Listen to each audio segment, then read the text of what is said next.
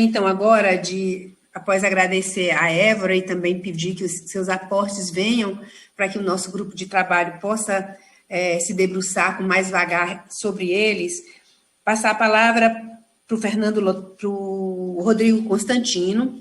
O Rodrigo é presidente do Conselho do Instituto Liberal, é formado em Economia pela PUC-Rio e tem MBA de Finanças pelo IBMEC. Trabalhou no setor financeiro de 97 a 2013, é autor de vários livros, entre eles o best-seller Esquerda Caviar. Foi colunista da revista Voto, do jornal Valor Econômico, do jornal O Globo e das revistas Veja e Isto É. É colunista da Gazeta do Povo, do Zero Hora, do ND e comentarista da Jovem Pan.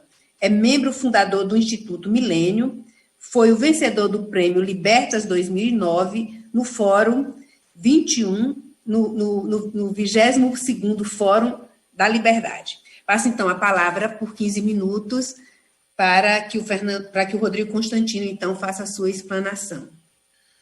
Bom dia a todos, obrigado pelo convite. Eu não tive tempo de preparar nada mais sólido, né, que o deputado Orlando Silva me convidou ontem, mais em cima da hora, mas eu vou tentar aqui dar a minha singela contribuição para esse assunto. Eu sou um crítico, um dissidente aqui, porque eu sou um crítico duro desse projeto, que eu reputo como um risco enorme para a censura em nosso país, né? Eu começo perguntando o básico. Nós estamos falando aqui de desinformação, de fake news, e de discurso de ódio, são os dois pilares, né? O que é fake news, né? E mais importante ainda, quem define? Qual é o artigo do Código Penal que está tipificando ali esse crime, né? Que, inclusive, serviu como justificativa para um inquérito, aí sim, ilegal, do Supremo Tribunal Federal, que persegue um espectro apenas do pensamento político, né? Eu tenho uma tese que eu queria compartilhar com os senhores e senhoras aqui, né? E a minha tese é a seguinte: uma bolha, de certa forma, com um viés predominante, progressista, quase hegemônico, na mídia tradicional, foi furada pelas redes sociais. Na mídia não existe, por exemplo, e eu desafio os senhores, né, a verificar isso, praticamente não existe a expressão extrema-esquerda. Você nunca encontra extrema-esquerda em manchetes e nada disso. Mesmo quando são defensores de revolução socialista, do comunismo, invasão de propriedade, MST, MTST, nunca é chamado de extrema-esquerda. Mas extrema-direita tem aos montes. Basta estar à direita, por exemplo, do PSDB, que é um partido de centro-esquerda. E as redes sociais furaram essa narrativa quase hegemônica, e isso tem incomodado muita gente. A direita é chamada, né, nas redes sociais e na imprensa, de nazista, de fascista, de extremista, de xenófoba, de racista, com uma tranquilidade ímpar, né? Banalizaram, inclusive, esses termos, que são termos muito duros, né? E não deveriam ser banalizados porque remetem a coisas muito terríveis. Então, o meu receio é que esse projeto esteja alimentando, de alguma forma, aquilo que o George Orwell tão bem retratou na sua distopia de 1984, que é o Ministério da Verdade. De alguma maneira, delegar a alguns grupos o poder de determinar o que é verdade ou não, e aí eu entro na segunda questão, o discurso de ódio, que é um pouco mais delicado. Mas antes, eu vou até citar uma deputada que tem sido bastante engajada nessa causa, chegou a defender, por exemplo, a criação de uma espécie de reserva de mercado para as agências de checagem de fato, que é a deputada Tabata Amaral, e ela, nesses dias, nas redes sociais, chamou de fato, por exemplo, o que a revista Piauí trouxe acerca de uma reunião que teria acontecido com o presidente Bolsonaro e mais 3 ministros ou 4 apenas, onde ele teria dito que queria intervir com as Forças Armadas no Supremo Tribunal Federal. Se tem uma coisa que não é fato, é isso, né? Isso é um relato com base em fontes, alguns poderiam até chamar de fofoca, enfim, mas fato não é. Fato carece de comprovação e tudo mais. Então, veja que a deputada que está por trás disso trata como fato algo que não é exatamente fato. Agora, sobre o discurso de ódio, né, eu vejo com mais preocupação ainda, para ser sincero. E eu sou muito solidário à causa que o Lautenberg trouxe, por exemplo, dos judeus, que eu tenho muita simpatia pela história do povo judeu, pelo país, né, Israel. Mas veja, o ódio é uma coisa muitas vezes subjetiva. Nós estamos vivendo numa época onde tudo virou ofensa.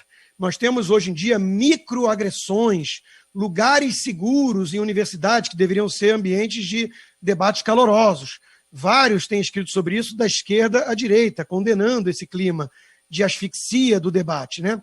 Nós temos trigger warnings, que são gatilhos de alerta. As pessoas hoje em dia estão muito sensíveis, tanto que nós chamamos de flocos de neve, né, essas gerações.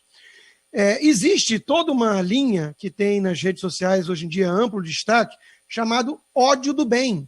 O que é o ódio do bem? É justamente aquele ódio que não é tão punido e condenado porque está do lado certo do espectro político, né? Eu dou um exemplo. O Hélio Schwartzman, colunista respeitado da Folha de São Paulo, que é o jornal de maior circulação do país, estampou nas capas do jornal outro dia um artigo em que ele desejava a morte do presidente da República, eleito com quase 58 milhões de votos na nossa democracia. E isso tudo bem. Nós tivemos uma atriz que gravou um vídeo também desejando esfregar o rosto do presidente num asfalto quente. E isso também passa batido. Não é punido, não é suspensa a conta, porque é o ódio do bem, é o ódio do lado certo, que fala em nome das minorias contra a tal extrema-direita, nazista, fascista, aí vem os rótulos banais e muitas vezes insignificantes e injustos. O próprio presidente Bolsonaro é chamado, de forma muito também livre, de genocida, né, de sociopata e por aí vai. Bom, eu sou alvo de muitos discursos de ódio, de muitos ataques, e de todos os lados, desde a esquerda até mesmo a turma de direita, né, passando por gente de centro. E eu percebo que isso é uma coisa que está presente em todos os espectros. Não tem um monopólio aqui, as pessoas falam muito da direita, mas os ataques chulos vêm de todos os lados. Mas para aquilo que configura esse crime, calúnia, difamação, né, injúria, já existe a lei. Então nós não precisamos de mais aparatos regulatórios e crimes para ir contra fake news ou discurso de ódio, se já existe isso. Outra coisa que eu percebo muito, e já falei en passant, é o duplo padrão. Teve um experimento que foi feito há um tempo atrás no Facebook, que 2 páginas foram criadas simultaneamente, uma para atacar Israel e a outra para atacar Hamas, né? E elas foram escalonando, as 2 páginas, a intensidade de ataque na mesma medida. Bom, para surpresa de ninguém, a página que atacava Israel continuou no ar, enquanto que a página que criticava e atacava Hamas foi imediatamente suspensa. Existe um duplo padrão, existe uma perseguição. Islamofobia, por exemplo, é um termo muito usado para blindar de qualquer crítica a religião islâmica, enquanto que todo tipo de crítica, por mais ácida e pesada que seja contra o cristianismo, é sempre liberado. Então existe um duplo padrão, porque falam de maioria, né? Aquela história toda. É como se houvesse um denominador comum. O homem branco, cristão, heterossexual, ocidental, ele pode ser atacado do que você quiser, demonizado, porque ele é o ícone do patriarcado opressor, sendo que a civilização ocidental é a mais livre de todas, a que tem as mais salvaguardas, as mais firmes proteções às minorias, e por aí vai, né?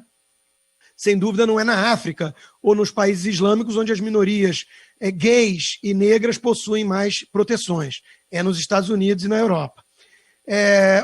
Outra preocupação que eu tenho é esse ambiente de ditadura velada do politicamente correto. E do que nós vamos estar empoderando essas redes sociais de censurar. Eu dou um exemplo. O presidente americano, Trump, né, o presidente da nação mais poderosa do mundo, teve um tweet suspenso, onde tudo que ele dizia ali é que no meio dessas movimentações de baderna, de anomia, né, que vinham se espalhando pelo país, ele ia aplicar a lei. Ele estaria disposto a usar a força para fazer valer a lei. Ora, nos Estados Unidos chama-se enforce the law. É o uso da força, é o monopólio de coerção do Estado. Tudo que ele está falando eu vou fazer valer a lei. E ele teve um tweet suspenso por conta disso, porque foi configurado como discurso de ódio ou de agressão. Né? Vai entender um critério estranho desses. Outro exemplo que eu dou é que o Ben Shapiro, que é um pensador de direita, né, conservador, moderado, mas chamado de extrema-direita e impedido muitas vezes de palestrar em universidades pela turma que se diz antifascista e adota os métodos fascistas, mascarados, com arma branca. O Ben Shapiro foi, num levantamento, o alvo de maiores ataques antissemitas do país.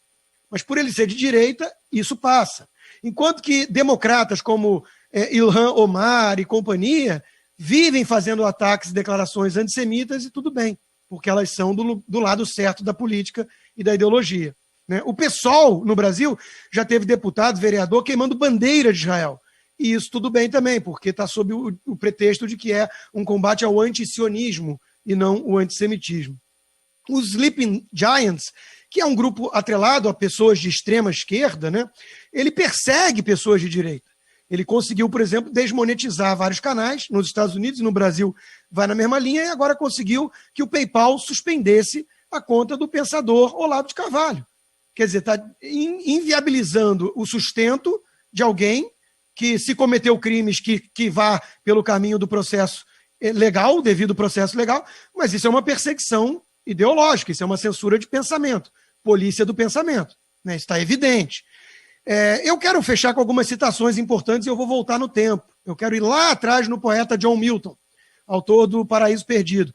Antes dele, mais longe ainda, Eurípides, né, que dizia que a verdadeira liberdade ocorre quando os homens nascidos livres, precisando dirigir-se ao público, podem falar livremente. E é isso que está ameaçado hoje. Em Areopagítica, que é o livro conhecido do John Milton contra a censura, inclusive atacando duramente a Igreja Católica e a Inquisição, na época que tinha ali o índice de livros proibidos, né, dizia: todo homem maduro pode e deve exercer seu próprio critério. Ele diz ainda: o conhecimento não pode corromper, nem por conseguinte, os livros, se a vontade e a consciência não se corromperem. Nós temos que dar algum crédito aos indivíduos, tratá-los como adultos maduros, responsáveis, não como mentecaptos ou crianças indefesas que precisam da tutela estatal ou de ONGs ou de grupos que falam em nome das minorias. A censura, segundo Milton, obstrui e retarda a importação da nossa mais rica mercadoria, a verdade. John Mill ia na mesma linha, John Stuart Mill, quando dizia que confrontando narrativas é que a gente podia fortalecer aquilo que era mais verdadeiro, não tentando mascarar, ocultar, proibir livros, nem mesmo um livro abjeto como Minha Luta, de Hitler, que aqui nos Estados Unidos você pode comprar. É melhor conhecer o inimigo, como dizia Sun Tzu. Por outro lado, Trotsky dizia que os jornais são armas, e por isso é necessário proibir a circulação de jornais burgueses. Né? Trotsky defendia a revolução de uma forma, esse sim, um tanto genocida, psicopata até. Lenin, seu comparsa, foi na mesma linha. Dizia: por que deveríamos aceitar a liberdade de expressão e de imprensa? Por que deveria um governo que está fazendo o que acredita certo permitir que o critiquem? Isso é mentalidade autoritária e totalitária. Ele não aceitaria a oposição de armas letais, mas ideias são mais fatais do que armas. Isso é Lenin, que mandou executar a família Romanov, inclusive crianças. Veja, nós tivemos uma jornalista da Folha de São Paulo outro dia indo na mesmíssima linha, comparando fake news com armas. Isso é perigoso, nós estamos começando a flertar com medidas perigosas. Eu quero fechar com uma frase do Milton: dai-me liberdade para saber, para falar e para discutir livremente, de acordo com a consciência, acima de todas as liberdades.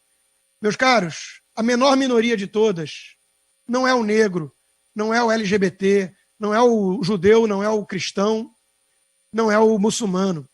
A menor minoria de todas é o indivíduo, é o cidadão.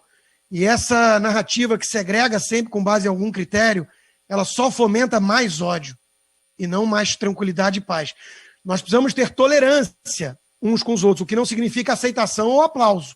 Eu sou livre para repudiar certas bandeiras, certos pensamentos, desde que eu não cometa crimes contra aquela pessoa, desde que eu me expresse livremente atacando suas ideias.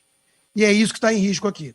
A liberdade do indivíduo por meio de uma censura do Estado mascarada de combate a fake news e discurso de ódio. Muito obrigado.